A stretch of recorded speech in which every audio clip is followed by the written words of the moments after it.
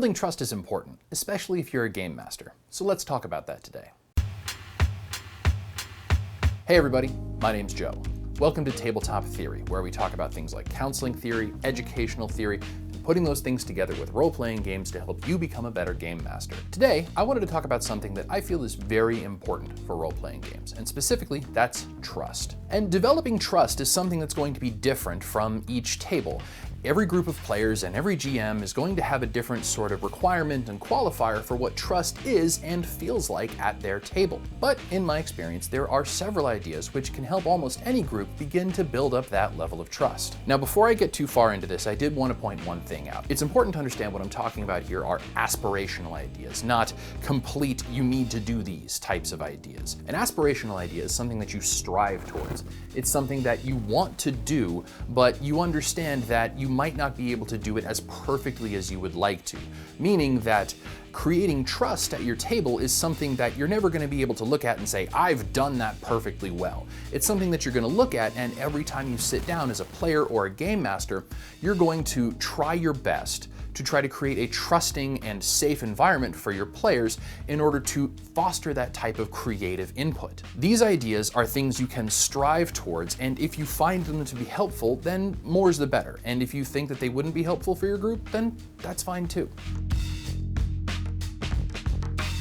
So first off, I did want to talk about the idea of power dynamics. As a game master, you are in a position of authority over the people that you are running the world for. Because you have that level of power and control, you are automatically in a position of authority and control over the people at your table, which means that what you say as a game master does carry a lot of weight. So it's important in an effort to build trust to not abuse that level of power. We talked about this when we talked about Carl Rogers and person-centered therapy and how it applies to being a game master, but briefly, the three things that I wanted to talk about are unconditional positive regard, congruence, and empathetic understanding, and not necessarily in that order. Unconditional positive regard is the idea that you aren't going to judge your players. Empathetic understanding is that you're going to accept what they say without trying to put your own spin on it, and congruence is the idea of being honest with your players. Beyond those three conditions of person-centered therapy, I do think there is something else which can help foster trust a great deal,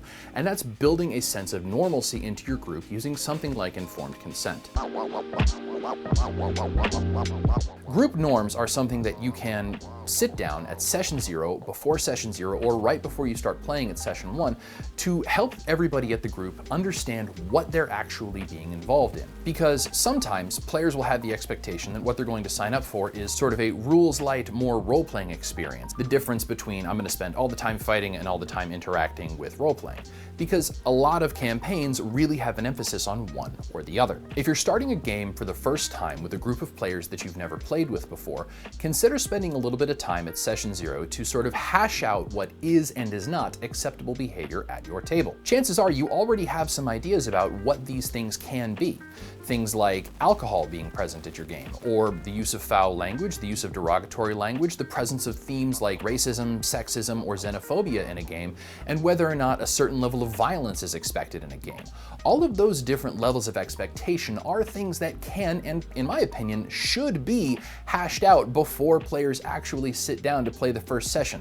And for some reason, people think that's a controversial idea. I don't really understand why, but this is a hill I will choose to die on. If you talk to your players before you play the game, everybody has a better time. Controversy or not, I choose to believe that. And group norms are especially helpful if you're going to be running a game for people that you don't know. If you work in an educational setting, a therapeutic setting, or heck, if you're just running games for people at your local gaming store and you don't know who they are and this is the first time you're playing with them, consider taking some time to actually just hash out what is and is not to be expected or acceptable during the game.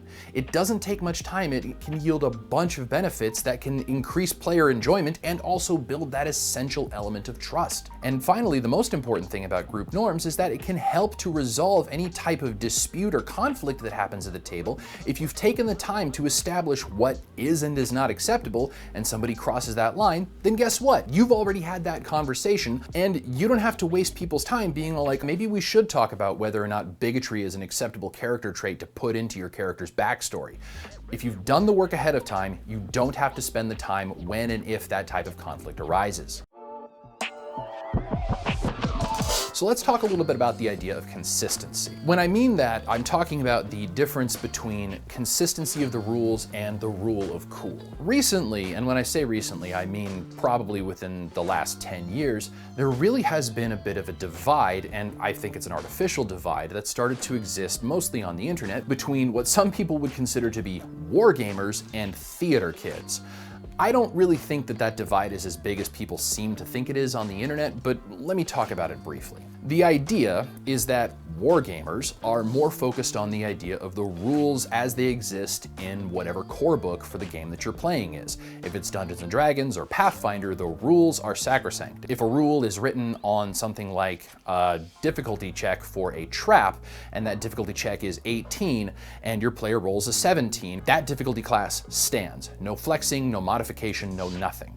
Compared to something like the Rule of Cool or the Theater Kids group, again, I think that's a really dumb name on both sides. If a difficulty check for a trap is 18, but it's in a well-lit hallway, there's nothing around, and your player character that's making the check is actually a fairly perceptive individual, that difficulty class stands, but it has the ability to flex. If it's in the middle of a well-lit hallway, maybe the difficulty class drops a little bit. Again, the difference being that the rule can be modified conditionally if the game master deems it to be appropriate for the situation. Why does that matter when it comes to trust? Well, because in both of those situations, whether the rule stands as it's written or it changes depending on what the situation is, that type of rule change needs to be consistent. Because what's happened in the past for me, and I'm sure a lot of other role players, is that the game master might change the rules, and they might change them in sort of what can be considered like a willy-nilly or inconsistent manner. Willy-nilly is a strange word. If you have a game master who wants to change the rules in certain situations and there's no specific basis for it, that can make players feel like they don't really have an understanding about what the rules actually are in any given situations. Now, the Rule of Cool as it stands dictates that if it's a cool thing to do, the rules can flex around it. But if you have people that might have been playing for a longer period of time or might take the rules to be a little bit more solid, that Rule of Cool really might have less of a place in their specific game. So how do you manage that? How do you bring consistency to both camps? Well, it's actually a lot easier than you might think. Again, going back to the idea of group norms, talking about what is going to be the established method of rules or flexibility in the rules is very important. If you make that distinction before the players sit down at the table, you're going to be able to sort of take care of any conflict that might arise from any type of flexibility in the rules. If everybody sitting down at the table understands that they're going to be playing in a very rules-specific, as it's written style of play, they understand that. If everybody sitting down at the table understands that they're playing with a game master who can take some creative liberty with the rules depending on whatever contextual situations are happening, they understand that. And that level of understanding helps to build that level of trust. However, if you sit down and tell the players, I'm going to play the rules as they are written in this adventure path, and then halfway through the adventure you start to flex a little bit and realize, I might want to start to change the rules depending on what kind of contextual things are happening because I think it'd be more cool for the story, that can pull the rug out from under your players. Now, that's not to say that you can't do that, but if you do choose to make that type of change, talk to your players about that. Have them be a part of that decision-making process, because if that type of change in how the rules are interpreted occurs only with the game master, then the players are certainly going to feel like the goalpost is moving and they didn't really know to expect that. Because if you want to change how the rules are played, but none of your players do, and you make that decision and ignore their input, then that probably is going to erode trust. Wargamers and theater kids really are after the same thing. They want to play the game, they want to have fun. The difference being between those two mostly is that they just have a different idea of what fun can be. And that doesn't mean that it's mutually exclusive. You can have wargamers enjoying themselves in sort of more flexible games, and you can have players that are used to more flexible games enjoy themselves in a lot more specified rules games. Because people are just after the same thing. They want to play the game. Regularity of sessions, or scheduling play sessions, is something that is a source of constant debate and memery on the internet. You might have the game master and 3 out of 4 players saying that, yeah, Sunday night works for me, and then one player says, no, I can't do Sunday, and then the whole thing falls apart. I've heard a lot of stories about people who have always wanted to play and they just can't do it because they can never get everybody to the table at the same time. So why do things fall apart? Well, in a lot of cases, people sign up for RPG games in, say, October, but you might feel like, I can't make it in the week that Hanukkah or Christmas is gonna happen. They stop the game for that week and they expect to pick it up next week, and it doesn't happen. People get used to not playing, and then of course the game falls apart. So how do you fix that? There's a specific way that I like to do it. As a game master, I like to have an expectation of, I'm going to run a campaign for my players, and I expect it to take between 4 and 6 sessions. If I tell my players that I want to play a game every Saturday from 6 to 8 for the next 4 weeks, that's a very different level of commitment than I want to play D&D on Saturday from 4 to 6, ad nauseum, forever, until the end of time. If you tell your party, I want to take the next 4 to 6 weeks to play this campaign, I'm going to start it here and end it here, then your players have a very different level of expectation about what that type of commitment actually is. And I believe, and I've experienced, that if you have players that know how long the games are going to last for how many weeks, they're much more likely to make changes in their schedule in order to accommodate those specific games, because they already know, I need to be present for these weeks. After that, things can change. But you, the player, and you, the game master, know that you have a specified amount of time in order to get the job done, or at least tell a specific amount of the story. So you as a game master have access to all of the knowledge that exists in the world. Whether or not you're making some of it up on the spot or you wrote it down in advance, it doesn't matter. You are always going to know more about what's going on than your players. And the thing is, players not having that knowledge can lead to mixing up some facts. They might misremember the name of a town or the name of an NPC or what specific group's allegiances are. That happens. It's normal. People are human. They can't remember everything. Even if they're taking notes, they're probably gonna forget some stuff. I had a game that I was a part of a long time ago. It was part of the Heroes system. And we were all playing in a version of Gotham City. We were playing sort of like our own superheroes that existed in that universe. And I was playing a character who was gonna make a phone call to another player. So when my character called his character, and we'll say that his character's name was Bill, but his superhero name I think was Punisher, I called him and I was like, "Hi Punisher," and everybody on the game was like, "Oh my God, you just used Punisher's name on the phone, and we all know that his phone's being tapped because he runs around and shoots people," because this person was basically playing like the DC version of the exact same character from the Marvel universe. That was a mistake. I meant to call him by his character's name Bill, but I said Punisher. I didn't mean to make that mistake. I, in my opinion, should have been given the opportunity to roll it back and be like, "Oh, I'm sorry, I meant to say Bill." And yeah, sure,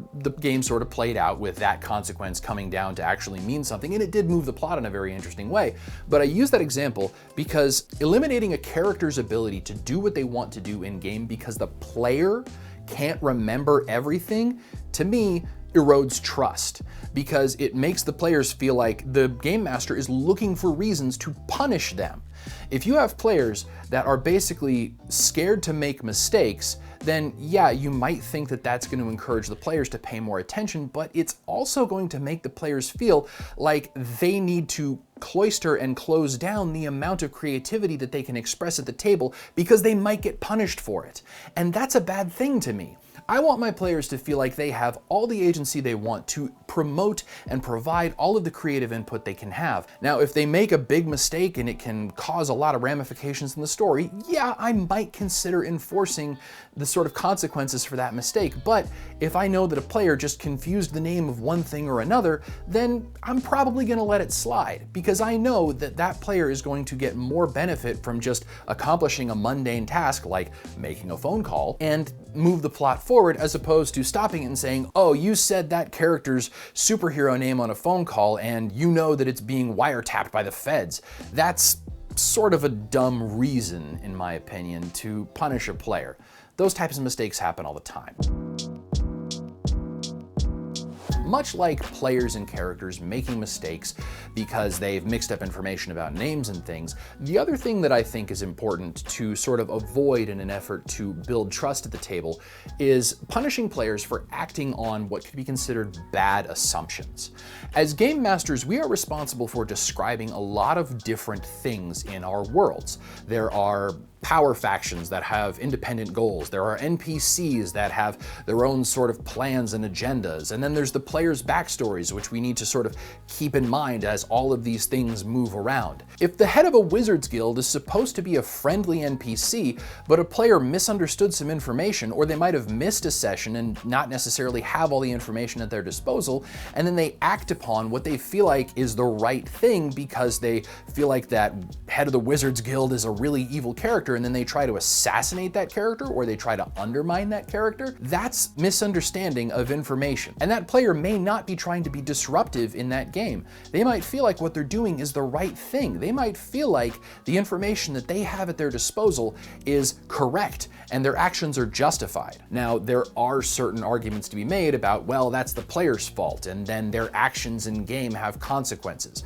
But in my opinion, there's so much going on that if a game master doesn't describe something properly, that's not the player's fault. And it's also not the game master's fault. Just like players can make mistakes, game masters can also make mistakes because there's just so much to remember and keep track of. So in a lot of cases, what I try to encourage before games get started, a game master might take the time to do a brief recap of some of the things that have happened previously to the session they're about to play, and maybe go over a little bit of information that might be relevant to the session that the players are about to play. You might talk about the head of that wizard's guild, and you might bring up some information that helps players to remember that this is a friendly NPC as opposed to an NPC that's out to get them. And the important thing about that is that if you do plan for that Wizards Guild president to eventually become an evil NPC, leave that type of interpretation up to the characters, not the players. Tricking your characters is one thing. Tricking your players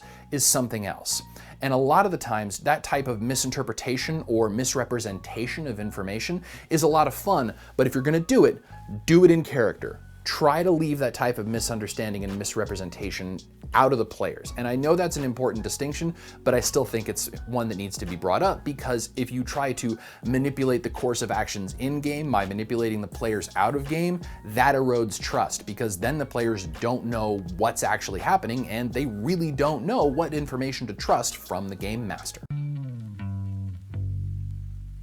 All of the different tips that I've brought up for players and game masters come down to a really specific principle, and that's modeling the type of behavior that you would like to see from others. Because if you're a game master and you want to see the type of honest and collaborative and vulnerable creativity from your players that you're trying to give to them yourself, nothing speaks more loudly than your actions as a game master. It's also true that actions as a player also have that same type of weight. As a player, you can build trust at your table by exhibiting the type of behavior that you would like to see from the other people that are present. Because if you, as a game master, say that teamwork is important and you want your players to exhibit good teamwork, reward that type of behavior. Give examples of NPCs coming to your party and saying, "How did you destroy that entire den of trolls?" That type of acknowledgement can go a long way. If you have players at your table that don't necessarily know how to act like a team, one great way to encourage that behavior is to model it. If you know that the wizards, the clerics, and the barbarian in the party have the capability to take down super powerful beasts that they might not feel confident to take down, show them how it's done. Literally. Take another group of NPCs with similar builds and actually show the players that it's possible for them to be as powerful as you know that they're capable of being. On the other hand, nothing erodes trust faster than a game master or players basically exhibiting untrustworthy behavior. If you, as a game master or a player, basically talk smack about a player who's not there and sort of blame them for a lot of problems that are happening at the table when they're not present, you know what you're doing? You're creating an environment where you're showing your players or your game master that that type of gossiping and bickering is going to happen when they're not around. And that basically shows them that they can't trust what's happening at the table when they're not present.